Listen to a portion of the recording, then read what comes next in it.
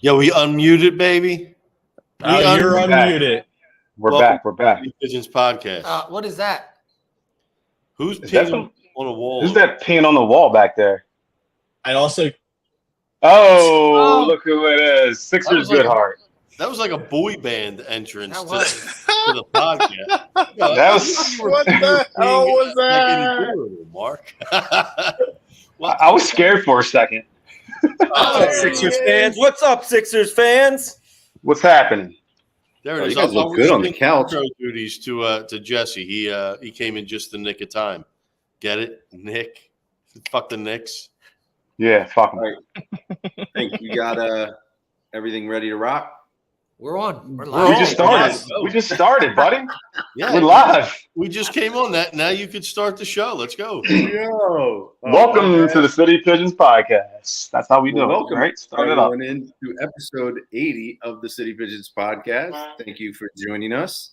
Oh my gosh, fellas! I just rushed over here after getting our asses kicked in an in-house baseball game, but it was actually a little more competitive than that. But I know no one cares. What do you got? What do you got? Lights over there at your fields? We start ours at 4 so we could get out of there by darkness. Yeah, we got some lights, man. We got some lights. Yeah, man. Good setup. How's everybody doing? Yeah, I know you're at. That's a good. How's everybody feeling right now? Let's go. Feel good. Fantastic. Rejuvenate. See, I'm already down here. I'm already down here waiting for Game 6, man. I'm already down here, ready to go. Just gonna sleep there. You got a ticket for Michael Rubin, huh? Yeah, you can see I'm down here. I'm gonna sleep here, right here in my seat. So we actually have a friend who Rocky Concourse. We got a buddy who's a first responder, and we were like, "Yo, you got to get some tickets." And I said, "I'm more of a third or fourth responder," and Rock said, "I'm non-responsive." Yeah. But no, thank you to all of our first responders. Seriously, good stuff, guys. All right, well, look. There are times. Does anyone know anyone who actually got a Michael Rubin, Josh Harris? No, it's all made up, dude. Nobody's really getting them. It's all. P. Diddy, Kind of why I asked the question. And I love how they said they're buying these tickets. They're theirs. Like they don't have to buy them. They're already theirs. I mean, they make. And they've already sold these tickets on the second that it's Was there any information as to how people could apply for these tickets or anything, or was it just like, hey, we bought these tickets? Seems shady, but whatever. Most people may know what we're talking about. There was news earlier that part of the ownership group of the Sixers, although Michael Rubin is, I believe, a former owner at this point, but a few of the other guys are buying. Did they say 2,000 tickets? Is that right? Yeah. Yeah. Okay, 2,000 tickets that they're going to give to first responders and healthcare professionals, which is cool. Anything that we can do to keep the New York fans out of the stadium, right? We can agree with that. But I just wanted to read. What if the first responders are Knicks fans? Like, do we have to check their credentials? I don't. Yeah. They need a vetting process in this. I don't like it. It's a good point. Is anyone going to get the real facts on how this is being handled? But either way, kudos to them for doing that. It's better than certainly what's been going on up to this point. Give kudos. You don't give kudos. Fair enough. No kudos from me. I can't pronounce it. I can't do that. You can't pronounce kudos? It used to be a lunchtime snack when I was a kid. Yeah. Think it was like a chocolate bar with it was like a crisp rice crisp bar, but it was covered in chocolate with chocolate chips inside. It was really good. Wasn't it supposed to be like a healthy Yeah. alternative to Yeah, it was like a Rice Krispie treat with chocolate smothered on. What are your top 5 candies? 610, 63. I mean, okay.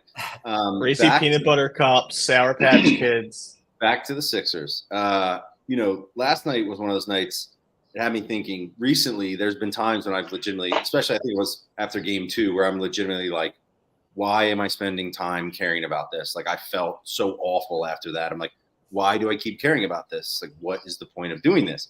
Well, I think nights like last night are nights where you remember why you do.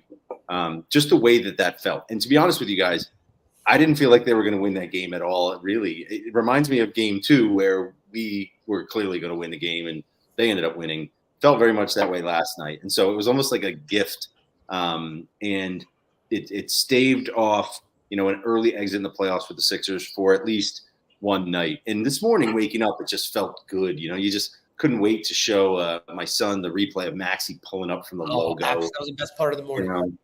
The Sixers. Yeah, I even let my kids stay up last night and watch it, and they were getting negative like every time we went down a point, they were like, "Oh, it's so." And I mean, they're little kids, but I was like, "Don't bring that negative shit up here." I said, "You want to come in here with the negative shit?" I said, "Go downstairs with that stuff. I don't want that up here. You can watch it downstairs. I don't talk like that around me. I don't like it. I don't like the Can't have that. Can't bring the negative energy." No. Rock, how are you feeling Even if during they're that game last night? little kids, 7 years old. What was that? I said, how are you feeling during that game last night at the end there? I mean, what happened last night is exactly why we watch sports, why we all love sports. You know what I mean? It's like I'm sitting there on the couch watching the game with my wife. My wife's not a big sports fan by any means, but, she's just getting into it. And we're watching this. We're like, oh, man, this is not going to happen. And then she's like, come on, Maxey, you can do this. Maxey hits those shots, and she goes nuts. I go nuts. We're, like, yelling to the top of our lungs. She texts the neighbors, like, so sorry.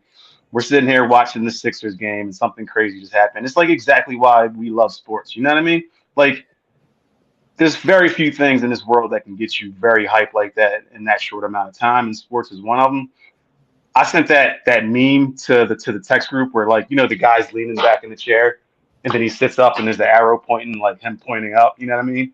That's exactly how I felt last night. I'm like bummed out, sitting there watching this game, like, oh my God, another terrible end to the season. He hits those shots, and I immediately like sit up, like it's on now. You know what I mean? So I'm still confident. Like I think we get the win tomorrow, and we go up to New York and just send them home crying. You know what I mean? Like I would love it. I'm still excited. Yeah. You know what I mean? It would be so wonderful to send them home after they've been celebrating like they've. Oh my God. Chip. I can't listen. If we struggled like they struggled for 30 years, I'd be pretty salty too. They did this a few years ago. They when won. They won went one up game. They won against game the one, Hawks. and then they lost the next. Yeah, and then I they can't ended the series. It's. I can't think about a series I want to win more than like this one, like in a long time. It's like all the shit they talk, all the people that came down here and act like a bunch of assholes. It Game brings 5, out it's the just real like hate in you. Yeah, it's like I want to beat these motherfuckers so bad and like just pour it on them, and like I want to see all the reactions from their fan, all the reactions from our fans, and just. I'm driving down 95 now. I see a New York license plate. Like it could. I just see the license plate now. And I'm just like, fuck you. Yeah, I'm so mad at it. Like this is the hate. It's just report. Meech, I'm talking about inside and how I feel. Okay, Meech. So one undeniably special aspect of this is this celebrity component, right? Because seeing Ben Stiller and Jon Stewart and Tracy Morgan and Fat Joe and the dude from Entourage, all there in the front row while Maxey's going around, puffing his chest out. That's gold for us from Philly. Love it.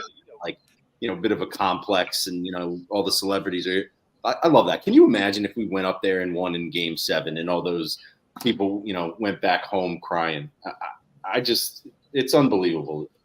That was my favorite part, to be honest with you. Trace, what you call it? McGrady. Oh my, not McGrady. Oh my God. Tracy Morgan, dude. Tracy Morgan. Tracy Morgan flipping off. I got ball in the mind, Meech. I can't. Him flipping off Maxey was the greatest thing. Like I just keep on going back to that and the Jon Stewart photo, and they just bring me so much joy because you just see the soul just suck out of Jon Stewart just sitting there. He's just standing there like so dumbfounded, and just that shit just brings me so much joy. I love it. Yeah. Okay, so here's the critical question that I have for you guys. We saw in an earlier game, I forget exactly which one. Was it Game 2, where at the end of the game, Maxey gave the ball to Embiid, right? Late in the shot clock, doesn't get a good shot off. Hey, you shoot it. Yeah, so last night, it very much looked like they were going to do what they have done in the past, which is elimination game, bad circumstances, just roll over. I mean, you saw Embiid respectfully almost kind of try to do that, right? He just did not seem like he had the killer instinct. But Maxey, interestingly, after missing those free throws, he just decided that he was going to try to win that game himself. And the question I have for you guys is that a caveat that Embiid is obviously not fully healthy, right? And if Embiid were fully healthy, the question becomes, what would happen in that scenario? But clearly he showed he can do it. And what I wanted to ask you guys is, do you think it's possible that this is a turning point where, because we have Maxey and because the team is a little different than in years past, that they're not going to roll over? And like that was the turning point. And that they kind of realized that. And Maxey's like, all right, I am that guy. Is that possible? Or, are we likely to just see more of what we've already seen in the series? Probably not going to win. I mean, the reality is both are absolutely possible. I couldn't have been more confident coming home in Arizona last year, and I was like, "Yeah, hey, we're home," in baseball. You were like, "We're winning." We're winning, and it just doesn't happen. So you could think and say, "Hey, listen, it's a definite. This is how I know what's going to happen." And it just, the past 2 years, right? The Sixers have been eliminated in a game 6 at home. Is that? No, we went 7. No, 7. No, yeah. But we were up 3-2 in both. Yeah, we lost the game 6 at home last year. You just move on at that point. Like, I can't get it right. Boom, here we go. Yeah, right. It's listen, anything can happen. These games have been so close, and aside from the fourth quarter in game 3 that we just didn't show up at all, these games, they're a coin flip, and it comes down to who gets the offensive rebound at the end and who lures the big giant man into fouling him shooting a 3-pointer. It's going to be a great game 6 in Philly, and I would love if the Sixers could blow them out, but it probably won't happen. So we're going to be in for a good one. Last night the margin between the narrative being completely different this morning is Maxey hitting a running 40-footer from the middle of the logo. So you're right. It could go either way. But, we pulled that one out in a very, very unlikely fashion. Mitchell Robinson. Well, they did the same we did thing. Everything we could to lose that game, just like we had the other games we lost in this. But they did the same thing in game 2, and then we wound up winning game 3. So it didn't mean momentum for them. It was just, what happened. But I was telling Tom earlier, I don't know if you noticed on that Maxey 3 from the logo, there was no one like even in front of the 3-point line to get an offensive rebound. That was the season right there. Either he hits that to tie it or the season's over. There's no way we're getting an offensive rebound. We had no one back. It was such a ballsy shot. And Embiid hadn't even crossed the 3-point line at the other end yet. Well, he didn't run back all game. I noticed he wasn't even on the block for free throws at some points. Yo, Rock, happy birthday, my man! I just saw that. I was waiting for a timeout in the moment to pull it up. You guys are sitting here giving detailed blah, blah, blah, blah, blah. Happy birthday, Rock! Thank you, guys. Thank you. Rock, happy birthday, dude. I've known you long enough. I should know that. I'm too concerned with my May Day, baby. May Day. I'm never. You know what? It's all good. I don't know any of my friends' birthdays. Either, this is my best friend's birthday was today, and he's one guy I know that I text as soon as I wake up in the morning. Yeah, I know a few. So happy birthday, B Hall. Thanks, guys. Thanks. I'm getting old. I'm feeling old, so the truth that means a lot to me. I know Maxey won that for you, Rock. He did. I appreciate it. He's going to win one tomorrow for me too. He said Rock still has faith in me. The series is for him. Yo, is anybody going to the game tomorrow?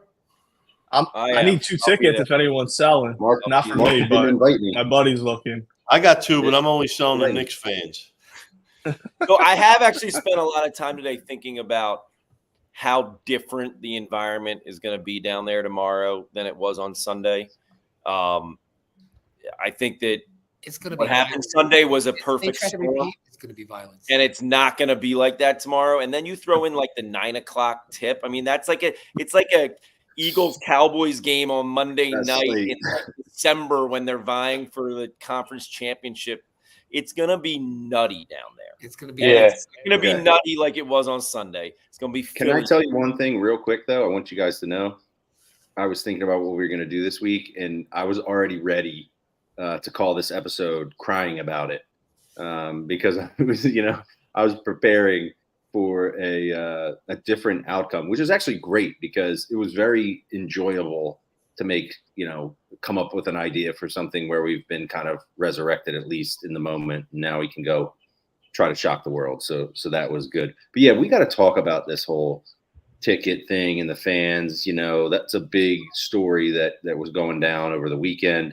And, a lot of people pissed off, rightfully so, that we have nothing but Knicks fans in the building for the Sixers games. And, I think there's a lot at play here. And you've seen people come out and talk about this in different ways. And the sheer fact is, or the obvious fact is that people were indeed deciding to sell tickets, right? And the question is whether rightfully so or not. Now, I will say this, I do think when you sell your tickets, you don't necessarily get to, you don't know who's buying them, right? So you can't exclude fans of the other team. So when you do so, you do open up the possibility that somebody from the other team might buy them. It actually sounds like I'm the one here who, is guilty of this infraction, when in reality, I'm just trying to be empathetic towards the individual who did sell his tickets. And I just want everyone to understand, we don't have all the facts in the situation. And I just think we should have an open dialogue about what to do when you're in a position where you have tickets and you spend a lot of money. Lawyer talk. Oh, So I don't want to put anybody on blast, although we kind of are. We're going to do that, and it's okay because this individual he did not sell all his tickets. He only sold some of his tickets, and it's unclear who the people were that purchased these tickets. But Mark, would you like to take the stand in your own defense in this particular instance here? I would love to. I've been eagerly awaiting this moment. What you witnessed on Sunday, gentlemen, was not a failure of the Philadelphia fan. I'm going to start there. It was a failure. As I said, it was a perfect storm, but it starts with an organizational failure.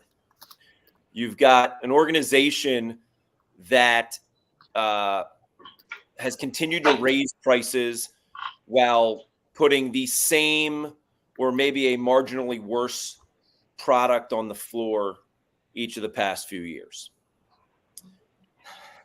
You have an organization that remarkably created this team that everyone loved for the first 3 quarters of the season, and then the general manager ripped it apart and brought in a bunch of guys that nobody cares about. By getting rid of Pat Bev. So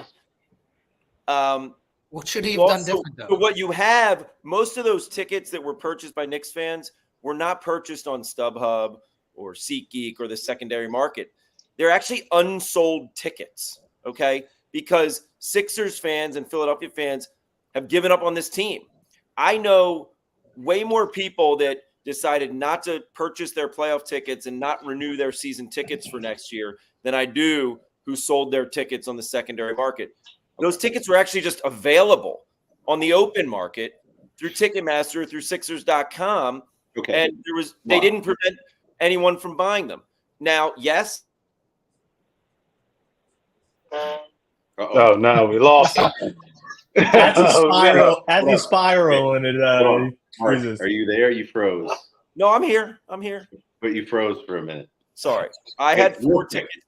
Fink froze me on purpose. Let's get the facts out. How many tickets did you have to the game on Sunday? I had 4 tickets, 2 in one location and 2 in another. Okay. And how did you utilize said tickets? Sure. The tickets that I share with other people, I was the only one in the group that could use them. So I used those. And I went with my son, and we had a great time. He honestly had a blast. He didn't even care they lost. Can I ask you a question real quick? Your son, I've actually seen him wearing a lot of different teams' gear, and I think he like the Celtics. I just want to make sure. No, he is now all 100% Sixers. 100%. Okay. That's good to know. That's good parenting. Fine. Okay, so the other two. Yeah, other two. Can I jump in real quick? Because I think you guys are getting way too deep into this. Can I tell you why there were Knicks fans at the game? Because they're the 2 seed, right? They have a 2-0 lead, and we're the 7 seed, and it looks like we're about to fold our season. So why is anyone going to buy tickets to that game from here? And also, when you're a Knicks fan and you're trying to get tickets in the Garden, it's like $600, $700 more expensive than it is at Wells Fargo. So you would rather drive up the Turnpike and save $500 down the Turnpike in the 3rd row at Wells Fargo Center and cheer on the Knicks. They thought they were just going to take over them. Okay, and which they kind of did, but your second that's point. simple. It's the same reason I was able to win the World Series ticket raffle in Tampa Bay, and instead of going to a game in Philadelphia in 2008, I took a flight to Tampa because the flight, hotel, rent-a-car, and ticket to the game was cheaper than a standing room only ticket in Philly. Which is crazy. It's the same principle. Yeah. Okay, but you're right. The second part is right, but the first part, it's not that simple, and I'll tell you why. So I have had a 10-game partial season ticket package with the Sixers for maybe 6 or 7 years. And I tell you, every year it gets more expensive. I'll never forget when we got Harden, like immediately after we got Harden, they started hitting us like, sign up for next year. And like they have run their pricing as like a predatory, scheme to suck the most possible money. We know, Mark and I both know individuals who have had full season tickets for many years who recently have been like, nah, man, forget that. Right. And one of the reasons. And you know why? Because you buy them as season tickets and then you can go on Ticketmaster and the Sixers are selling your seats for less than you paid for them as a season ticket holder in their dynamic pricing. And you're like, what the fuck? Like, why am I a season ticket holder? It's infuriating. It is infuriating. And so it all came together. And that's what happened. Now, all of a sudden today, they decided they're not selling to anyone who doesn't have a Philadelphia area zip code. I mean, it's like they can't make up their minds. First of all, Mark, tell your wife that I didn't mean to call your son out on the podcast, okay? Like, I love Ben. You were trying to drag him. You were like, your son's a Celtics fan, is he? Not for nothing. In Ben's defense, I got 5 kids. 4 of them are below 16. They wear everybody's jerseys. They're NBA fans. Right. And I like that too. They'll turn Sixers fans when they get older. But in the meantime, like my kids like Steph Curry more than they like Joel Embiid. It's just the way it is. I like Jordan better than I liked Barkley back in when I was 10 years old. The only non-Sixer jersey. I got your back, brother. The only non-Sixer jersey that my son has is a retro Steve Nash jersey because the kids on his AAU team were calling him Nash because he was a short, quick white point guard. So that's the only long hair. Exactly. So yeah, but knowing you, Jess, you're like the ultimate Philadelphia homer. Like, there's no way you're having your kid like cheer for anybody else. I mean, like me said, when you're growing up as a kid, you just love players, you love the game. When I was a kid, I'll be honest with you, I loved that Knicks squad back in the day when I was like the John Starks team with the Ewing and all them. I like that team. Whatever, the Sixers sucked around then too. But you grow up, you realize that you're from Philadelphia, you got a team for yourself to cheer for. But when you're a kid, you just have fun with the game. And even right now, I got Starks is so annoying sitting courtside. He better have had to buy that ticket in Philly himself. How is he sitting courtside in Philly also? He is so annoying. He's basically coaching and refereeing the game. He's on the court half the time. He is so freaking annoying. And then we're walking in the parking lot, and he's walking by, and he's so nice, and he takes a picture with Ben, and I was like, oh, my God, this is cute.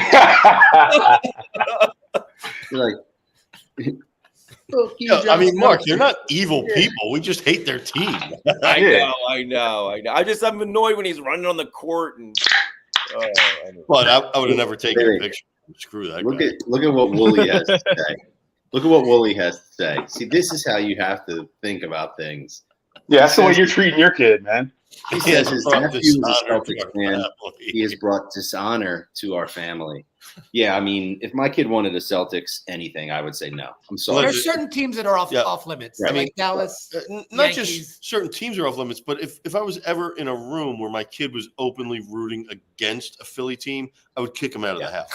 Simple as that. But in the meantime, yes, he happens to be wearing Celtics colors. The Lakers and Warriors are on TV. Stop. And he wants to root for Steph. Go right ahead, man. I don't give a shit. Well, I remember when I was young, I rocked a Kentucky hat. Remember, Kentucky was like the dopest, college basketball team. I had a Kentucky hat, and I rocked that thing. I had no connection to Kentucky at all whatsoever. You were Jamal Mashburn's cousin. Right. All right, so Jamal Mashburn Jr., by the way, just transferred to Temple for his senior season. As an aside, we're so back, baby. Yo, I don't know if we're about to get off of the Sixers, but I do have something that I want to bring up that I haven't told you guys about, and it's not to trick you or anything. I just didn't want you to Google it and look at the rankings. Okay, He's trying to trick us. Awful Announcing. You ever hear the website Awful Announcing? Yeah, pretty popular. It's a big one. Yeah. Every 4 years, they rank the top basketball teams, the announcing teams, from 1 to 30. I know where he's headed. I know where you're headed to now. What do you mean where I'm headed? I'm asking you guys. Just asking questions. Where you think the Sixers team of Kate Scott and Ala Abdelnaby were ranked from 1 to 30. How the hell am I supposed to have any idea of the quality of any other team's announcers? Oh, just listen up. Yes. Pick a number. Can I just say, I don't know if you guys remember, though, this is a throwback to one of our early episodes, Rock about Kate Scott that did not make it to the final cut. That guy. Why are we talking about that? I'm going DFL though. It had to be DFL or close to it. I'm going. Yeah, you set us up. You led the witness. I'm going 24th. The correct answer is 29 out of 30. Wow. And the most common grade they got out of all the reviewers was F. Nice. Okay, was that before or after they called the game over? I think this was all before that. This game is gonna be because this was like a long time in the making. It seems like. Wait, Meech, I happen to know the Warriors were last, so I mean, I happen to know for a fact. Meech, first was the New York Knicks was with Walt Frazier and Matt Breen. Ooh, okay, listen, that's a pretty tough. Fair. So it's a Meech, fight for second. I know you can do a good Kate Scott impression because you told me she only says, and we're going to have to hear it now. I memorized. Did you see her call last night? I didn't. I heard it was terrible. No. Here, you ready? Yeah. Coming in for a landing? The ball, he just pulled up for half court. Tyrese Maxey! He hits it! Caleb Brunson, it's blocked by Batum. That's the last. That's really good. 8 seconds of the game, right there. It's like I was there. And that's it. That's what she comes up with. Bang, bang, George Yang, boom, boom, Nico Batum, right? Bang, bang, George Yang was good. I thought at least that was like catchy. In that moment, though, there has to be more. It can't be your normal, regularly scheduled call of just emphasizing somebody's last name. Last year, listen, I don't want to do this. She's a nice lady. I have nothing, really don't. But just remember that this is live. We can't edit out like you did where I can myself. watch TNT or the Knicks broadcast instead of the Sixers broadcast. I'm doing it because it's. I always do. But last year she was stealing Zoom-offs. Like she would use the turning garbage into gold, which I guess was an homage. But hey, listen, right. we missed this guy. Don't remind us of him. Like, hey. I was just bringing up this article that I read today, and Right. wanted to see if you guys saw it. Okay. No. I enjoyed that. I enjoyed that brief tangent. It's related too, so it's not like we went totally somewhere different. Don't cut that and put that on Instagram Reels. I don't want her to see that. It's I feel bad. I'm gonna say No, I think we should cut that and Please tag don't. her on I'm gonna tag say- her on it on Twitter. Be like, Kate Scott, we I'll have start your getting biggest hate mail hater from here. What do you people think? Meech, Meech is women in soft. journal. Please. Meech, you used to be like, if I said it, I said it. You know what I mean? Now he's like, it was Also, but before I started podcasting, I said I'm eventually going to say something stupid that gets me kicked off of this. So maybe that. And you think that's gonna be it after last week, pal? Well, this was in the first half hour of the show. That was in the 59th minute. No one's tuning in then. it's very hard to get canceled on the City Pitches podcast, man. It's really, I really. thought that Allah just sounded so defeated. He really sounded like a frustrated fan, just like you gotta take care of the ball. Oh yeah, Like, he said just something. sounded Yes, so- he said something at some point. He's like, "You just have to be better than that, or you can't do that." You know, he was definitely like they pissed had- off. horrific turnovers, just lazy, lackadaisical, like in critical moments. And thank God the Knicks did But too. the Knicks did as well. It's playoff basketball. It takes nerves and Okay. look. 2 games ago, Maxey didn't know how to call timeout when he fell on the floor. Last night he did. I mean, you That was learn from Nick, your wasn't it? mistakes. Nick was all over that. He wasn't making that mistake again. But listen, I do want to close the loop on what we were talking with Mark, because I think there's another element to this. There's a combination of factors. It is definitely the greediness of Josh Harris and his regime. You know, when you deal with a salesperson, by the way, they're HSBC. They're like a bank. You know, it's like a different company that's like calling you up. You know, that does all the stuff for the Devils, and it just feels so not like, you know, you're real, like a real organization. It's bullshit.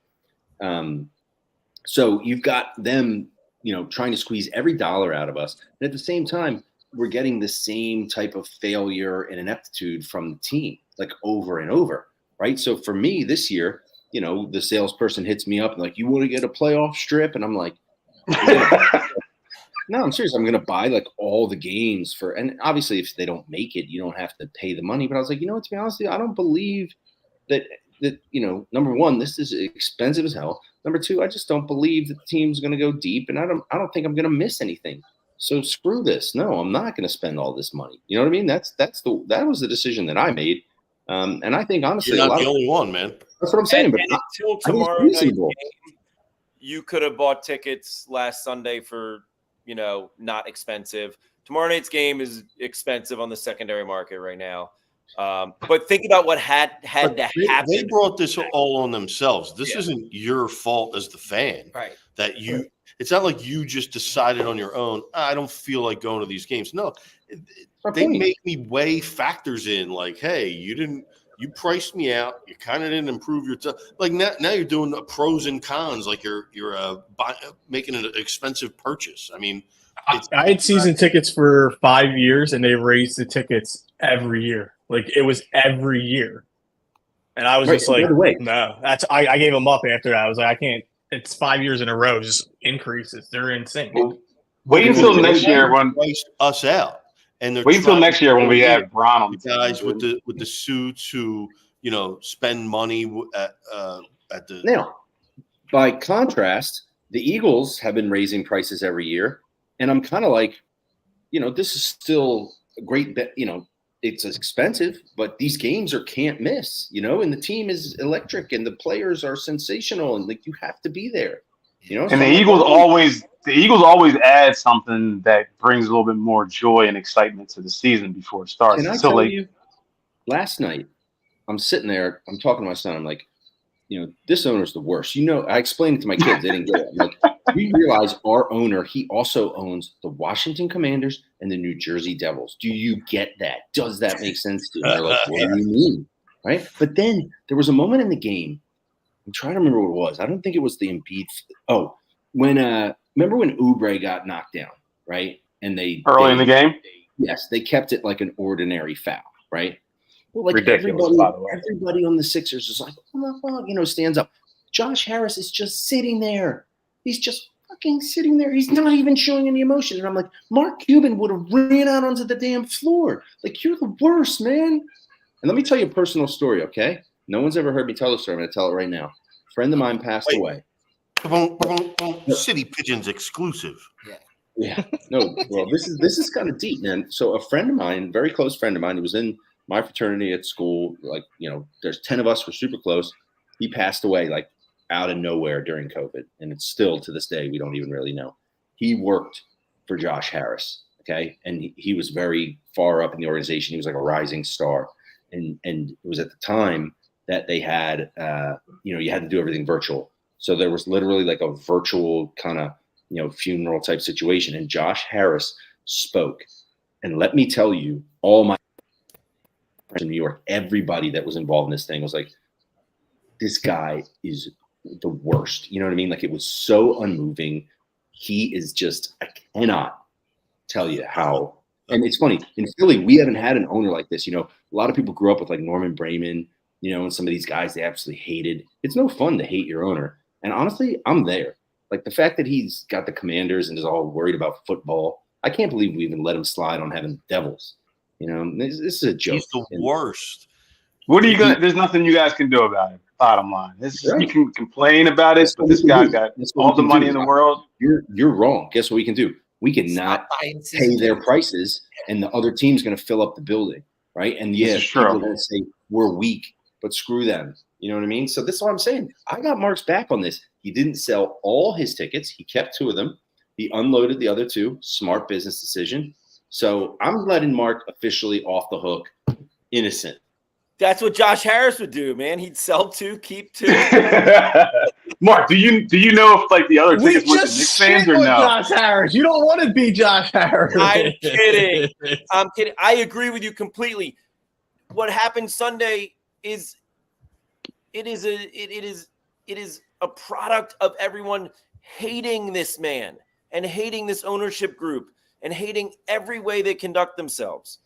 That is exactly what it's about. But also, it had a lot to do with the Sixers being down 2-0, and they're the 7 seed and playing. No, they weren't down 2-0. It was 2-1. No, it also probably when these tickets were purchased, the Knicks fans were like, "We're going to sweep this team. Let me get the Game 4 tickets at the courtside so I could sit there and watch fucking, all my guys celebrate the sweep." This is how they were thinking, man. I mean, the tickets were available. It also had to do with the fact that it was a 1 p.m. game on a beautiful Sunday, and it was an easy drive down, and Philadelphians didn't want to go, and the Knicks fans didn't have to take off work. And how about my theory that scumbag, fucking hairless cat looking Adam Silver moved this East Coast game back to 9 o'clock just so those punk loser Wall Street fucks who get off at 6 o'clock can still take the train up here and make the game. Yeah, ridiculous. Absolutely ridiculous. Otherwise, if it started at 7 o'clock, they'd be stuck in fucking Penn Station with their hand up their asshole. Why is the Midwest game? And that was said and recorded. The two largest. That one. They're the 2 largest markets out there. Come on, it's easy to see why they did that. The Indiana game. You don't want the 2 largest ones at 9 o'clock. You want them on at 7:30, 8 o'clock. 9 o'clock is where the ratings money's at. Yeah, it is, because now it's 6 p.m. on the West Coast. Prime time. People are watching shit on DVR. Nobody gives a fuck about like the Nielsen ratings. They're out the fucking door. Sixers and the Knicks. It's not like it's, Meech, your rate of expletives is increasing dramatically as the podcast goes on. Because when you bring up these like scumbags like Josh Harris, I really get mad that How do you feel about fanatics, Meech? Well, listen, can we just focus? Thank you, Tim Chris, for bringing up. Okay. To make us feel better, which is that we are lucky to have Lori and Middleton. So at least they, But it's not fun, Tom. It's not as good content to talk about how much we love them. So I want to continue by taking one more dig at Josh Harris, because have you noticed an evolution in my dude's swag over the years? Like when he first came here, he was like, more like the suit and tie business casual guy. Right now, if you watch him, he looks like that Steve Buscemi thing where he's like, holding the skateboard, and he's like, "Hello, high school." He's wearing hoodies and like dark clothes. I'm like, dude, you are not that guy. You are not that guy. Like someone is like styling him. Can I say something? I actually looked across on Sunday at ownership row, I'll call it, right? And you got Adelman there, and he's with his wife, and you got Josh Harris there, and he's with his wife, and you got one of the other partial owners, and then you got the sixth man who's raging, right? Yeah. And other than the sixth man, none of those guys and none of those ladies are wearing anything that remotely indicates that they're a fan of the Sixers. Like, they're wearing like a white shirt and khaki pants. And I'm just like, dude, you don't see a lot doesn't bother me as much as if they didn't cheer. That- If they didn't cheer, then that's a problem. they don't cheer. They don't wear the gear. Cheer, then what's the point of sitting there? Listen, Like it's like they're. I don't want to sound like I'm kind of. All right. I thought of my own father. Okay. When my father was, it didn't matter if he was the mayor of Philadelphia, he was the governor of Pennsylvania, he was the head of the Democratic National Committee. He would go to the Penn games and he would be in the third row and he would stand up and he would scream at the referees and saliva would fly out of his mouth onto the people in front of us. And I was very embarrassed. But my point is, like, be a real person, right? Yes. Like, don't be like, I'm a Wall Street owner guy. You know what I mean? Like, I need to look like the dude in Succession. No, dude. Yes, like, thank you. get up and freaking get mad when your guy gets knocked over. Well, see, Well, he's not mad, Jess. That's the thing. This is an investment to this team. not his He's not guy. mad. It's an Yeah, he investment. doesn't care. Have Doesn't you give a guys shit. watched the Clippers owner, the other, another Wall Street dude, Ballmer? The IBM dude. Yeah, he literally has Crazy. veins popping out of his head. He is insane during the games. That guy's a maniac anyway. He's on cocaine. By the way, didn't that guy design like the most, It's a little didn't that reckless. guy, isn't he on the verge of putting into play the most game-changing arena like that anyone's Yeah. ever seen? Yeah, Yeah. he's doing actual like visionary things. I just want to watch basketball. Okay. Yeah, what are you guys going to say about these ticket prices next year when Bron's in town? That's what I'm going to know because it's going to happen. I think so too. He's So do I. Bronny then. I feel more. I think I feel more like he's going to come now than when everyone did the pushback in We'll pick 2018. before the and did all that Lakers, so shit. we just got to steal them. That's it. Guys, but Isn't this crazy? Can we just stop and just acknowledge that Bronny has zero business being anywhere near the draft from a He competitive doesn't. standpoint? Whatever. But That being said, if this you're, is the biggest, most ultimate flex of all time, you're literally. this is nepotism at its finest right there. He's the And like, best 15th man. He really is the best. oh, my middle name is nepotism. son. but no, listen. Would you care if the Sixers use what they got, whatever draft pick they had, late round draft pick to draft Bronny just to get LeBron in town? I'm cool with it. It's pick number 16. shit. Absolutely. I do it 16. I'm cool with it. And the Nope. cool thing about this offseason is we're going to get a lot of money off the books, and there's going to be a ton of teams that have to shed payroll. They can't keep these guys on their team. The Suns are. How about, Like, how about Yeah, he? KD, but he'll probably go back to like OKC because they have a million draft picks. As we talk, And you have nothing to trade. we don't know anyone who plays men's college basketball anymore. So, like, why wouldn't you just pick Bronny with the number 1 overall pick and just like lock it in? Like, how amazing would that be? Well, so those other teams are You're drafting LeBron. That's Yeah, what you're drafting LeBron. they're drafting LeBron. Yeah. Yeah, just take him number 1. Oh, that's great. And Okay, think, can I ask you? We're entering the part of the show where it's most likely just like us 5 and maybe like 3 other guys in here talking to each other. Can I bring up a real concern right now? yeah, Embiid was awesome last night. Even though he didn't score, he only scored like 19 points. awesome. He was incredible. Awesome? Awesome. He got a triple double. He Played well. He got a quad double. yeah. Awesome. He was huge on defense in the fourth quarter. He played ugly good. All right, but if this is how he is in Game 5 of the first round, can you count on him to like be? No. Yeah, he looks absolutely gassed. Like that leg, I've never seen a knee brace that big in my life. Here's my other part of the equation that I want to present before we talk about it. Like Tom Thibodeau gets killed for playing his guys high minutes all season, but isn't that conditioning? And now in the playoffs, Jalen Brunson and Josh Hart can play 44 minutes without missing a beat. They're also 24. But JoJo's bigger and. LeBron's still playing. He played 44 minutes in Game 4 or 5. He's still. When Joel Embiid's only playing 28 minutes in those regular season games where they're up by 20 and they pull him in the third quarter, I'm not saying that's the wrong thing to do, but you're not conditioning him to play far into the game. He was useless in that fourth quarter and overtime on offense. Aside from being a decoy and being a big body, and he'd still set the screens, but he couldn't jump. He couldn't elevate. He wasn't hedging on defense. Yeah, but you got to have him out there. The stats show, the plus minus shows that how bad. So you got to have him out there. And he's going to be out there because he's that good just being on the floor. But like you could tell, he's just not the same player. And he played 44 minutes last night and had 19 points. That doesn't happen. He's a guy who gets like a point a minute at minimum. Yeah.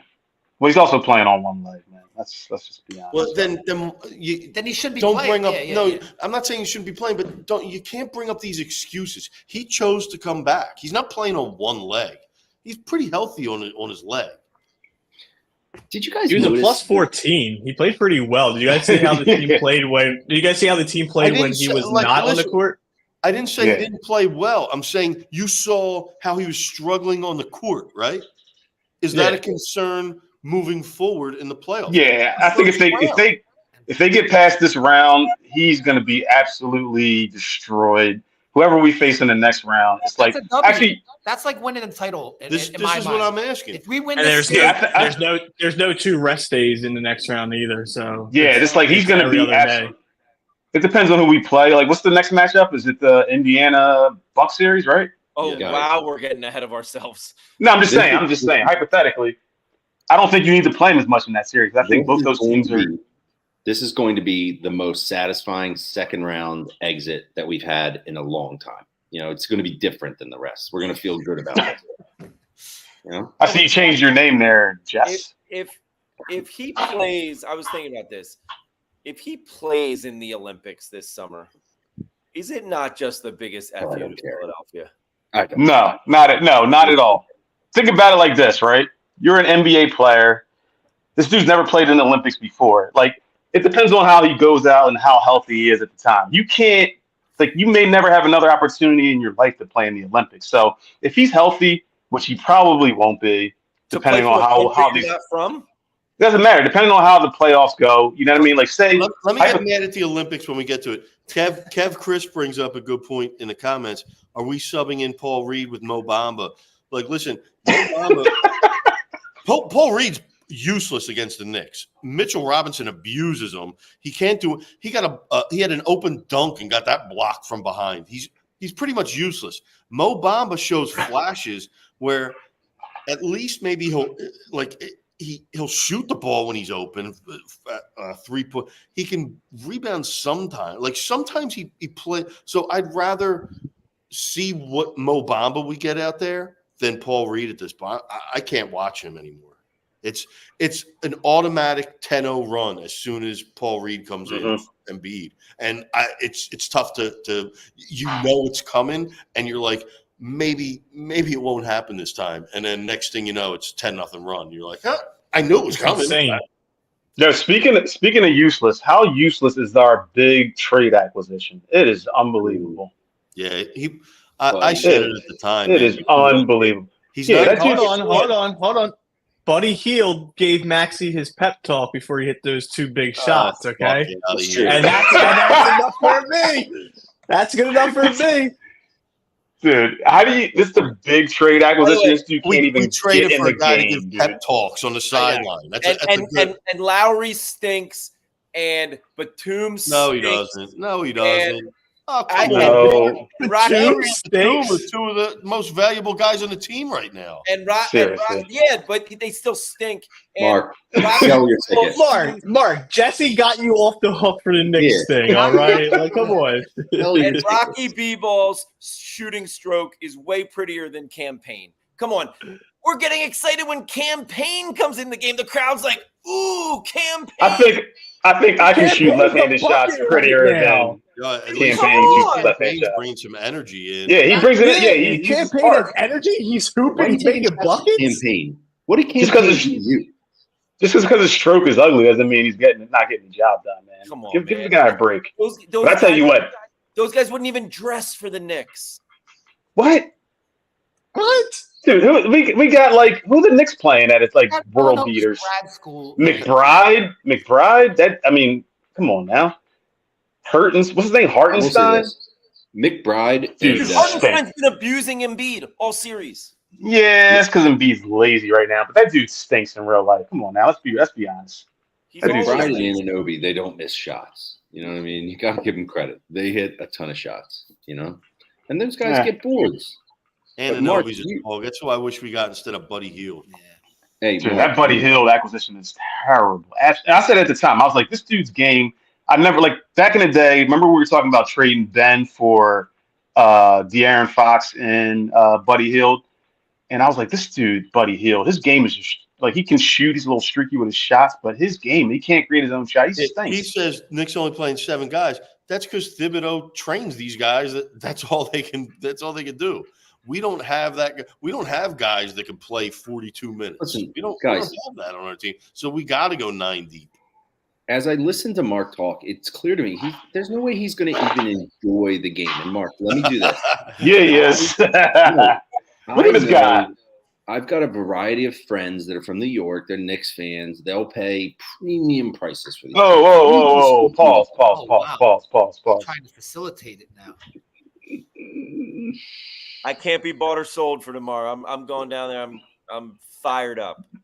Yo, can I bring up something real quick? Because we're getting close to the hour mark. Dropping 27 tomorrow. I just want to bring up something real quick, right? This aside from basketball, it's related to basketball, but it's not. I mean, it's like, so we've all been watching, and I don't know how you're watching the games. I'm watching on TNT, right? And in these playoffs, I watch a lot of the games. You see the same commercials over and over and over again. God. And some of these commercials. What a pro needs. Oh my God, that's It's the worst commercial ever made. These fucking commercials are driving me nuts. That one and the what's her name? What's the rapper? Everybody. She's talking about singing like the Lombardi. Yeah. Those two commercials are driving me fucking absolutely nuts at this point. Is anybody else feeling the same way about those? Yeah, that and the no flex. Yes. So. Yeah. Oh yeah, no flex. They know better. You made me think about something that I've been meaning to discuss for weeks. Everyone must be familiar with the Cars for Kids ads on the radio. KRS, Cars for Kids. 1-8. Okay, I thought to myself, there's no way this is profitable enough, the donation of cars, that they can afford all of this time. But then I thought about this, right? It's a freaking money laundering scheme for like a Mexican drug cartel or something. It's the only explanation. Is Josh Harris involved in it? Yeah, let's call Harris. I heard Josh Harris and Tobias Harris were both involved in it. Yeah. Get them out of here now. Are they involved in that Shy and Chet commercial? Because I want to kill whoever cares. That commercial is driving me absolutely fucking nuts. And I was saying, you know what? That commercial's so bad. I don't even know what it's for. I bet I don't even know what that's for. Even remember the Christina Aguilera song? Like, what's the point of it? I don't know. I don't even know what either of those commercials are advertising. That's how I tune them out every time. Don't even know what they're for. Sorry. And Chet Holmgren shouldn't be in a commercial. That dude is scary looking. He shouldn't be selling any product to anyone. Okay. He looks like Lurch. Jess, weren't you advertising a jingle guy? No, at one point. Dude from the Smurfs, the bad guy with Gargamel. the cat. He looks Gargamel. Gargamel. I called him Gargamoil. Jess, weren't you ad jingle guy at one point in your career? Yeah, JBMP. No, you know what I Still did? getting free ads from us. I actually worked for an ad agency doing copywriting, working with a creative director who was designing ads, and I was actually half decent at it. We did write a jingle for the Pennsylvania State tourism thing. If it would be embarrassing if I ever even brought it up, but yeah, I did something. What year? What year was that around that the PA put that out? That was like Pennsylvania. 06, I think. Is that how you got your middle I'll name? find it. Yeah, that's right. I was working for the state. You know what I mean?